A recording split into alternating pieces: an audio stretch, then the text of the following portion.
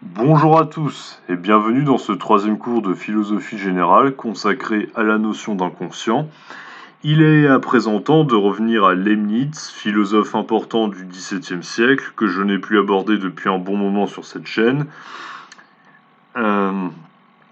Leibniz donc, car sa pensée rationaliste se situe en prolongement et en rupture avec celle de Descartes et de Locke, et permet de creuser un peu ce que l'on entend par inconscient, sa théorie apportant des réponses possibles aux problèmes non résolus de l'inconscient cartésien étudié précédemment. En effet, la fois précédente, on a vu que si inconscient il y a, cet inconscient ne pouvait qu'être corporel et prenait la forme de plis dans le cerveau, ce qui demeure inconscient étant lié au fait que notre mémoire ne conserve que les souvenirs nécessaires à l'action. On a vu toutefois que l'inconscient cartésien était problématique car il ne donnait pas la réponse à certains problèmes qui étaient soulevés. On ne sait pas de quelle manière notre âme et notre corps interagissent précisément dans la formation de cet inconscient, ni si l'inconscient ne peut être pensé que rétrospectivement, à partir d'une prise de conscience d'un élément que nous aurions oublié. L'hypothèse que réfute Descartes, vous vous en souvenez, c'est celle selon laquelle il peut y avoir des ruptures au sein même de notre état de pleine conscience, étant donné que pour lui on ne cesse jamais de penser, même quand on dort. Or, la faille de la théorie cartésienne dans laquelle Leibniz va s'engouffrer, c'est justement le fait que Descartes ait manqué les discontinuités qui ont lieu au sein même de notre conscience et que l'on peut constater dans l'instant présent sans même avoir une réminiscence future d'une chose que l'on aurait oubliée. Leibniz dit précisément dans sa monadologie, paragraphe 20, nous expérimentons en nous-mêmes un état où nous ne nous souvenons de rien et n'avons aucune perception distinguée, comme lorsque nous tombons en défaillance ou quand nous sommes accablés d'un profond sommeil sans aucun songe. Pour Leibniz, il n'y a rien qui permet de dire, contrairement à ce que pensait Descartes, que l'on ne cesse jamais de penser, et donc d'être conscient dans la mesure où il est possible, au présent, de vivre un état d'inconscience qui soit similaire à celui de notre sommeil, où nous ne rêvons pas, précise ici Leibniz, et où nous ne sommes pas conscients de tout. Pour le dire simplement, Descartes a beau avoir distingué une conscience immédiate et une conscience réfléchie, il n'a pas déterminé si, au sein même de la conscience immédiate, il ne demeurait pas quelque chose échappant à notre conscience précisément, et qui nous influencerait à notre insu.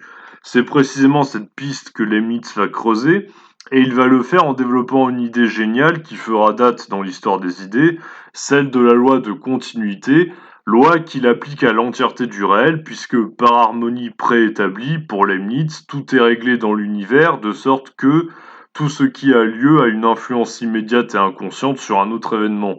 C'est ce qu'on appellera plus tard l'effet papillon, et que décrit bien le philosophe Benabar dans sa chanson du même nom, petite cause, grande conséquence. Bon. Pour le dire de manière plus rigoureuse philosophiquement, pour Leibniz, tout est lié, car tout est agencé par avance, par la volonté de Dieu. Ce qui arrive, arrive conformément à ce que Dieu a déjà établi. Pourquoi et de quelle manière, je vous en parlerai une autre fois car ce n'est pas le sujet de cette vidéo. Toutefois, cette continuité entre les événements qui ont lieu dans le monde, et dont nous ne sommes jamais conscients à cause de la limite de notre entendement, elle se situe à un niveau bien plus terre-à-terre et moins métaphysique et plus intéressant de mon point de vue, celui de la perception. En effet, ce qui fait l'originalité de Leibniz dans la formulation d'une théorie de l'inconscient, c'est que la sienne fait de l'inconscient un inconscient de type perceptif. Leibniz instaure en objection aux limites de la théorie cartésienne ce que l'on nommera plus tard l'idée de seuil, qui permet d'expliquer de façon précise à quel moment on passe d'un état de conscience à un état d'inconscience. Un exemple qu'utilise Leibniz pour fonder cette idée, c'est l'exemple du sommeil.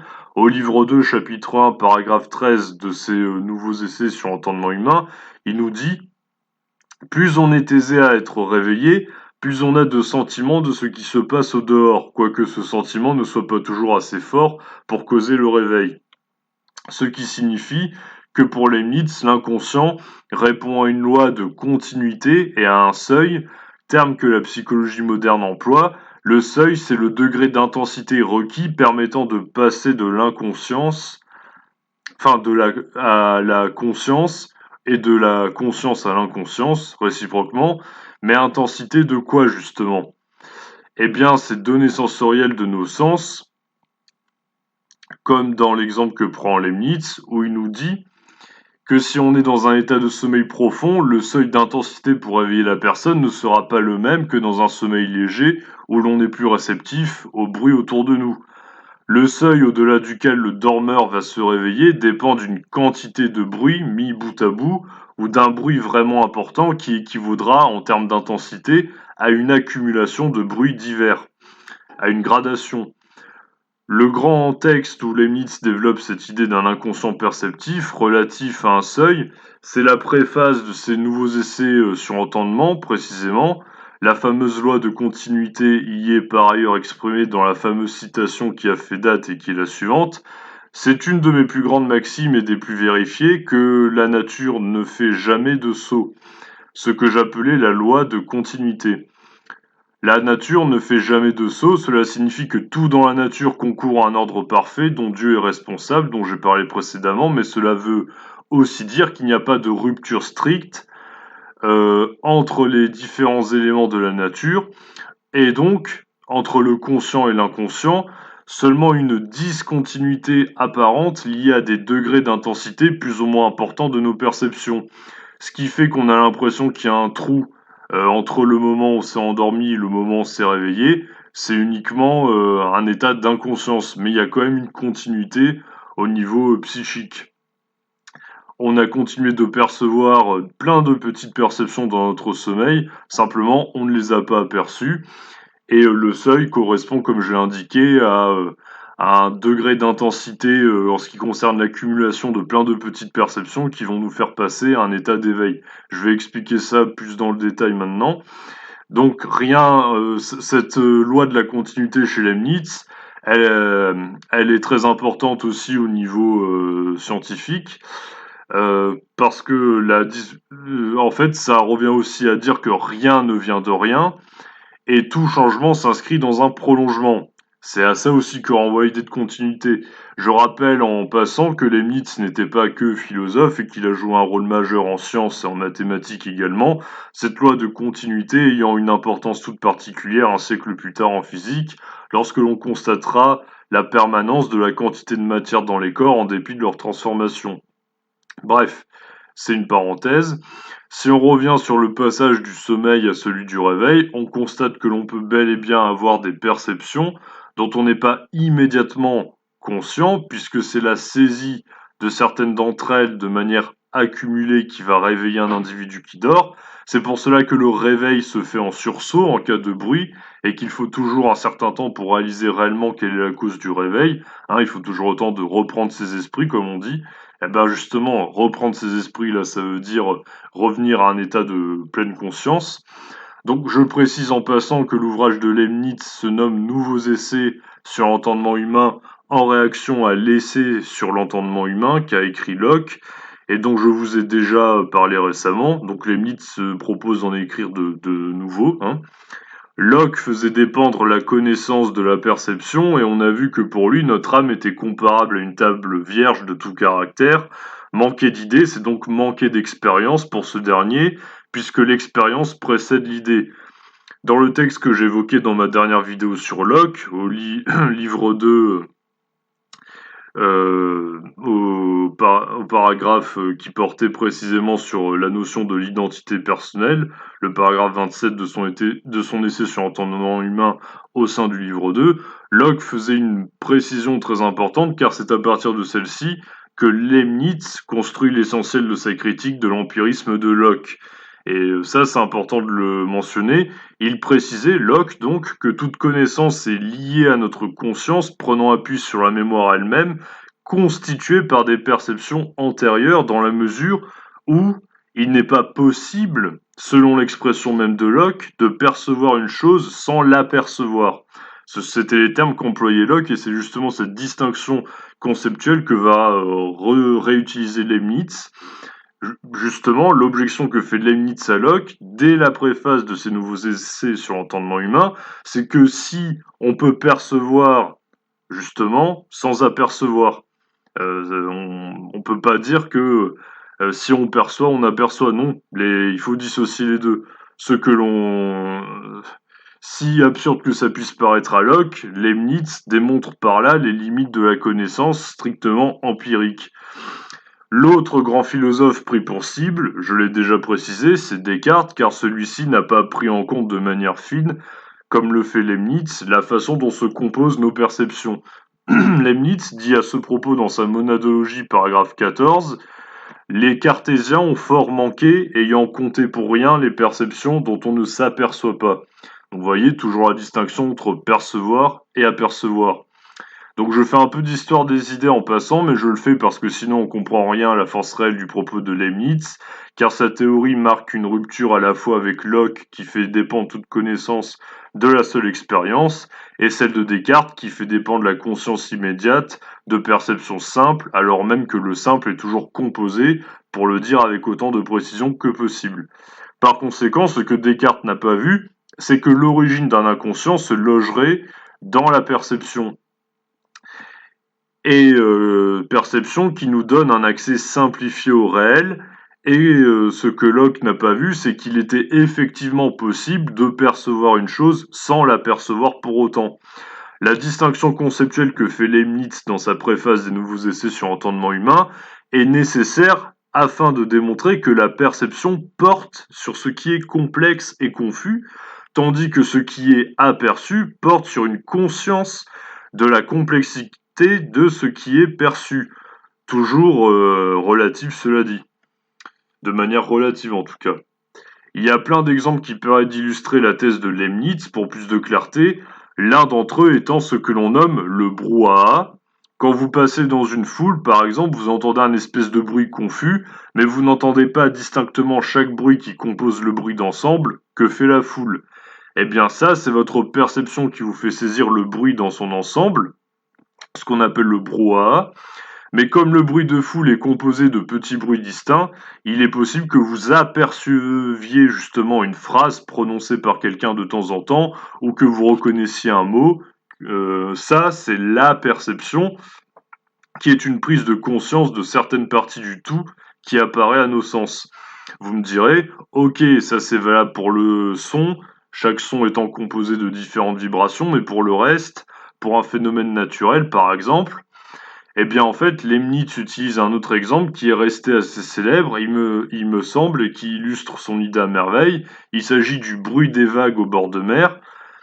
Leibniz dit la chose suivante, mais vous allez voir qu'en fait, ça s'applique pas uniquement au bruit des vagues, mais à la composition même des vagues, au niveau physique. Et pour juger encore mieux des petites perceptions que nous ne saurions distinguer dans la foule, j'ai coutume de me servir de l'exemple du mugissement ou du bruit de la mer, dont on est frappé quand on est au rivage. Pour entendre ce bruit comme l'on fait, il faut bien que l'on entende des parties qui composent ce tout, c'est-à-dire des bruits de chaque vague, quoique chacun de ces petits bruits ne se fasse connaître que dans l'assemblage confus de tous les autres ensembles. C'est-à-dire dans ce mugissement même, et ne se remarquerait pas si cette vague qui le fait était seule. Car il faut que l'on soit affecté un peu par le mouvement de cette vague, et qu'on ait quelques perceptions de chacun de ces bruits, quelque petits qu'ils soient, autrement on n'aurait pas celle de 100 000 vagues, puisque 100 000 rien ne saurait faire quelque chose. Fin de citation. Ce que dit Leibniz ici, c'est que le simple, ou plutôt ce qui apparaît comme simple, est toujours composé d'une multitude d'éléments simples. La vague, par exemple, fait un bruit qui est en réalité une somme de bruits simples que font chaque petite gouttelette composant la vague, de même que le bruit de la mer équivaut au bruit réuni de différentes vagues, elles-mêmes constituées du bruit de chaque petite gouttelette qui compose celle-ci. Donc vous voyez, en fait, chaque ensemble est toujours compris dans un ensemble plus grand. Sauf qu'on perçoit en réalité la multitude des bruits qui composent celui des vagues. De la même façon que l'on perçoit toutes les petites gouttelettes qui composent la vague prise dans son ensemble. On les voit pas, on les aperçoit pas à l'œil nu et pourtant on perçoit simultanément toutes ces petites gouttelettes. Si on ne les percevait pas, on ne percevrait rien, puisque le tout que représente la vague est lui-même composé de parties simples. On pourrait penser, par exemple, à toutes les molécules d'eau qui composent justement les gouttelettes. Vous me direz, quel est donc le rapport avec l'inconscient et avec cette loi de continuité introduite par Leibniz? Eh bien, le rapport, c'est que notre entendement comme faculté de connaissance qui nous informe des données de nos sens est limité et nécessairement limitant, car c'est lui qui nous fait nous rapporter au complexe de manière simplifiée. La continuité entre les éléments du réel est perçue sans être aperçue, car le bruit de la vague correspond à l'assemblage continu de différents bruits composant les différentes gouttelettes. Notre esprit perçoit la complexité du réel, car si le bruit de chaque individu composant la foule, ou de chaque bruit composant la vague, ou même chaque atome de substance composant la matière d'un être dans la théorie de Leibniz, n'était pas aperçu, nous ne serions conscients de rien du tout, Nous connaissons les choses en surface d'après leur assemblage confus, mais jamais en profondeur dans toute leur complexité, et pourtant, nous l'apercevons sans l'apercevoir. Seul Dieu, dans la théorie de Leibniz, pourrait percevoir tout en apercevant. Dieu, c'est l'être suprême pour qui cette distinction n'aurait aucun sens, puisqu'il est omniscient. Il a tout créé, il sait tout, il englobe la totalité des points de vue sur le monde que composent ces créatures, que Leibniz conçoit comme des substances dans la majeure partie de son œuvre, en se concentrant sur leur dimension spirituelle, ou des monades, dans sa monadologie, où là il part des parties composant chaque portion de matière et met l'accent sur la dimension vivante des êtres, plutôt que leur dimension spirituelle. Mais enfin bon, c'est un détail technique lié à l'évolution de sa pensée. On ne peut donc connaître l'inconscient que de façon fragmentaire pour Leibniz, car connaître l'inconscient, cela reviendra à connaître la totalité des données qui nous échappent et que nous percevons sans apercevoir, et qui viennent nous influencer sans que l'on sache comment ni pourquoi. Je vous donne un exemple concret afin que ça soit plus clair, parce que je suis bien conscient que bon, c'est loin d'être évident à comprendre. Les publicités et les images subliminales, si vous regardez la télé, si vous faites partie de ces gens qui regardent encore la télé en 2021, vous verrez beaucoup de publicités, en particulier si vous matez M6 ou TF1, et ces pubs, elles auront pour but de créer une multitude de petites perceptions que vous allez percevoir. Mais au milieu de la profusion de pubs qui vont apparaître, il y en a certaines auxquelles vous n'allez pas faire attention, vous allez percevoir sans apercevoir celles-ci, donc et quand vous irez faire vos courses au supermarché, vous allez choisir un produit en oubliant qu'une petite perception s'est logée en vous et peut venir vous influencer sans que vous en ayez conscience. C'est un peu le principe des images subliminales. On glisse une image au milieu d'une multitude d'autres et du coup elle passe inaperçue à notre conscience et pourtant elle va être en fait elle va être saisie, enfin elle va atterrir dans notre esprit mais sans être pour autant intégrée à notre conscience. Les images subliminales, donc, qui sont perçues et résident donc dans notre inconscient, mais ne reviennent pas à la conscience car notre esprit accumule tellement de données qu'il ne peut pas tout contenir. Donc, vous voyez, là, c'est qu'il y a un trop-plein. Il doit nécessairement se concentrer sur l'ensemble au détriment des parties qui composent cet ensemble, qui composent donc le tout. L'inconscient ne serait donc connaissable que de Dieu lui-même, en totalité, encore que pour lui ça n'aurait rien d'inconscient, puisqu'il sait tout et voit tout dans sa totalité, ainsi que dans ses détails, puisqu'il est responsable de la totalité des créatures qui vivent sur Terre et dans l'univers. Notre connaissance de l'inconscient demanderait un travail infini et impossible, à cause des limites de notre esprit, car il faudrait pouvoir décomposer chaque petite perception que nous avons eue en nous et qui conditionne à notre insu nos choix et nos décisions. La spécificité de l'inconscient leibnizien, c'est qu'il est perceptif et qu'il résulte donc du décalage entre la complexité du réel, qui se compose toujours d'une multitude de parties, et la simplicité de notre entendement par lequel nous accédons à cette complicité-là de manière justement simplifiée. Nous sommes en permanence en proie à une multitude de perceptions, de petites perceptions donc qui passent inaperçues, desquelles nous ne retenons qu'une version globale, qu'une version simplifiée, à cause des limites de notre esprit, relativement par rapport à l'entendement divin. Et ce sont ces limites qui sont responsables d'un inconscient. Néanmoins, cet inconscient ne peut pas être connu en totalité à cause de sa trop grande complexité, simplement entreaperçu lorsque nous prenons conscience de petits détails qui composent une chose, se donnant à nous de manière confuse. C'est de là que vient pour Leibniz également le sentiment d'angoisse que l'on ne parvient pas forcément à s'expliquer. Ou quand vous êtes de mauvaise humeur sans trop savoir pourquoi aussi, hein, ça marche également. C'est une multitude de perceptions, de petites perceptions qui s'accumulent en vous, mais dont vous ne vous apercevez pas réellement et qui créent ce sentiment.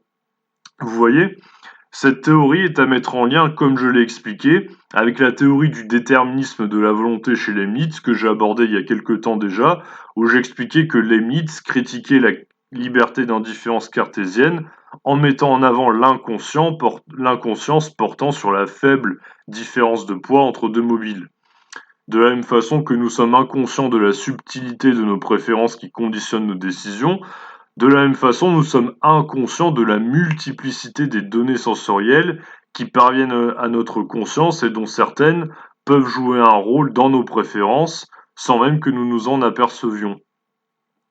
La conscience résulte de l'accumulation de petites perceptions inconscientes, comme on l'a vu, mais l'inconscient se développe à partir du fait que bon nombre de petites perceptions s'accumulent dans notre conscience sans s'y intégrer pour autant. C'est pas parce qu'elles s'y accumulent qu'elles s'y intègrent, vous voyez.